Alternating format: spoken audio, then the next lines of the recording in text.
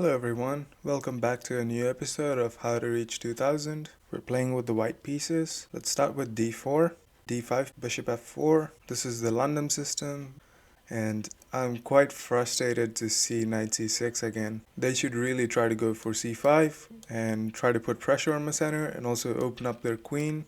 Go for a6. I'm not too worried about b5, so I'm gonna play c3. Idea is to play bishop d3 without getting hit with knight to b4. Let's keep developing our pieces. g6. What is the idea? I don't see it. Maybe bishop g7 and they're trying to go here, but I have a brick wall right here, so there's no point. And let's play the move h3 so that if this, I can just hide. Now let's develop our knight. Idea is to play this. e6 is not a very scary move. We can go here and try to go for like a kingside attack. Let's play queen to e2.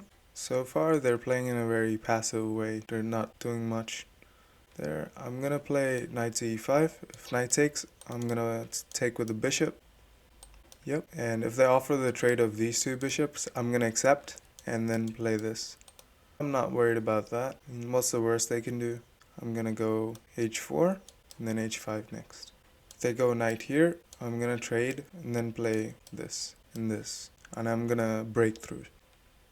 We can play this, and if knight here, we can play rook takes, and after that we can try to go for like a sacrifice, but I think that's a little too premature. Castles. So the point of this is I have a rook that can easily come here, so even if I sacrifice the rook on the h1 square, I'm still gonna have backup. Okay, that's not a very good move. I can take the free pawn and then I can come back. Currently I'm attacking the queen and the rook. They have to play this to avoid losing material, and if they play c6, I'm gonna play bishop d3, so I'm gonna come right back and I'll have a nice position. Oh, they go for this line, which is not as good because I can just win material. Now I can be greedy and I can go for that, but I feel like I want to attack, and no matter what they do, like let's say they take with the knight, I think I'm gonna sacrifice my rook. They go there. Once again I can take this pawn and go here, but I'm more interested in opening up this king. Now I have ideas of this, and I'll try to go for the king. That's kind of like an annoying move, but I can just play this. There's no attack. I can play this, but I'm just gonna play king here, and they're simply not breaking through. My knight on d2 is doing a good job defending the b3 pawn, which is really nice. So even if they get the chance to open up the a file, that's not going to be very useful, and I can simply play rook to a1 and I'll have pressure everywhere. Currently I'm up in exchange and I'm up a pawn. That's enough to win, and currently I'm threatening to take this knight. I'm not too worried about queen here. I can just take this guy and I can take this. I'm not too worried about this because after I go king here, there are no more checks. Even if they try to sacrifice, my knight still defends an extra time, so they cannot take with the queen. They don't have a perpetual. So we can simply win the piece, and we can quickly play this check and take this guy maybe, or come here and try to take this. It's a very nice position, completely dominating. Next we're gonna go here. King here, and there are no more checks. If I went there, then there was this check, and that was kind of annoying. Let's take the bishop, play king takes, and now I can try to go here. An interesting move in this position is to play knight here, attacking this queen, and the queen can only go here, and that allows me to queen trade, so that's very nice. This essentially forces a queen trade, and after the queen trade I have this very nice square for my knight, and I'm gonna use the c file for the rook. Position is completely winning. Well, I just realized they can play queen takes. I'm such an idiot. This pawn is pinned, so they can take this. I just blundered that. Shouldn't have done that. Man, should have really taken my time. Like, look at my time. I have plenty of time. Why didn't I just take my time? That was just a blunder. Huh? takes, queen takes, here, and if check, block, and if push, queen here. I don't think that works. Okay, if you take my knight, then okay, congratulations. I just noticed we're threatening this, so they cannot just take my knight. Wow, I straight up just had rook takes h7. The idea here is I'm gonna bring my queen here and then bring this rook here. So check, if they go here, this is mate in one, so they have to go up, and after check, they can go here, but then I have this check, and it's gonna lead to mate. Good game. Let's look at the game review. I played at 79.1 accuracy, and my opponent played at 63.7 accuracy. I made one mistake, which was kind of annoying. I had a really good advantage, and then I quickly dropped to 0-0-0, and then my opponent blundered right back, and I went to +6. And also I missed rook takes h7 in the game. d4, d5, this is the London system, and knight c6 is very bad. You're supposed to be playing c5 and all of the London lines.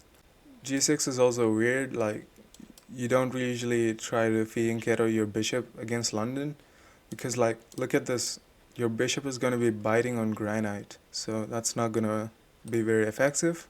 So bishop d3, we're just developing and also kind of preventing this. That's still possible, because if I take, then they can take back and they have a nice clamp on the center. That's actually pretty nice for the black position, and I would probably not take.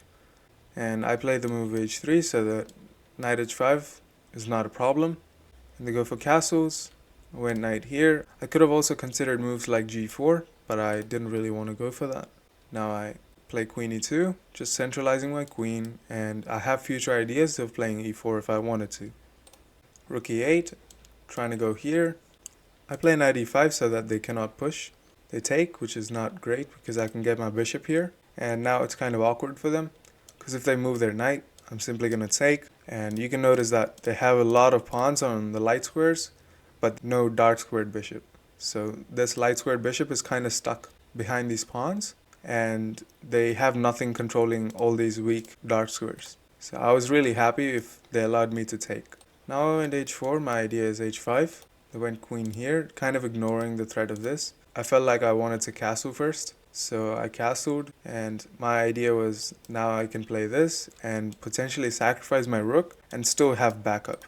To go for this, I took the pawn because I can, and the only move I can play is c6, but they missed that, and they allowed the rook to be captured, so I take the rook, queen takes, and I play h5.